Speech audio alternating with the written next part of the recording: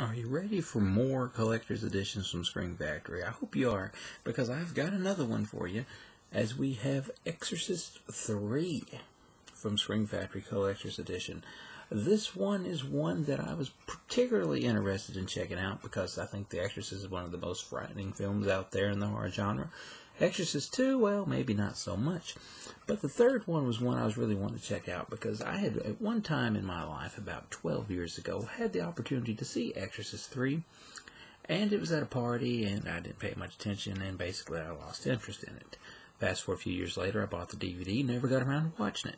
But now I have Exorcist 3 on Blu-ray, so I decided that this was a great time to finally pop the sucker open and see what it's all about. And it's basically kind of a detective story. We've got the detective, from The Exorcist, or at least the character played by somebody else.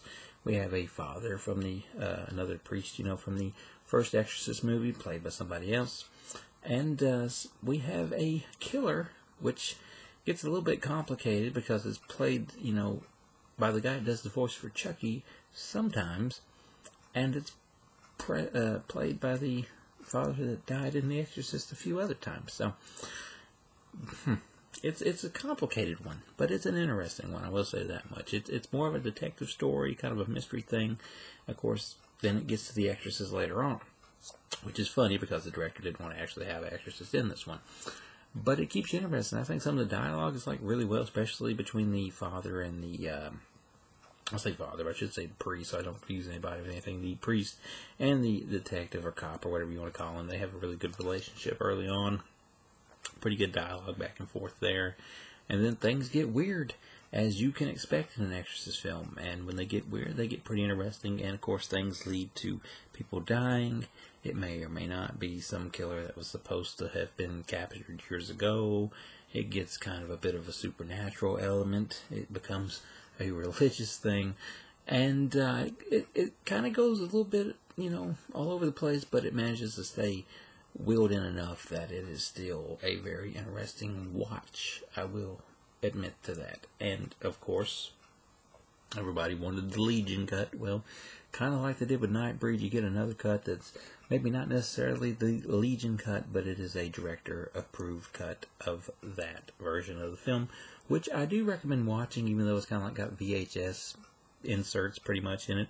And the complete final act there is just something that changes kind of like the landscape of the original one, if you're really familiar with the original one. But nonetheless, disc 1 has a new 2K scan of the theatrical cut, vintage featurette, photo gallery, theatrical trailer, TV spot, deleted scenes, alternative takes and bloopers, vintage interviews with William Peter Blatty, actress George C. Scott, who is of course playing the cop or what you want to call him in this one, Jason Miller, Ed Flanders, and more. Disc 2, the new director's cut, new audio interview with writer-director William Peter Blatty, new A Wonderful Time, interviews with producer Carter D. Haven, and more. New Signs of the Gemini, an interview with Brad Dourif, who of course you guys remember as the voice of Chucky. New The Devil in the Details, interview with producer, designer Leslie Dilley, and more. New music for a padded cell, an interview with composer Barry D. Vorzon.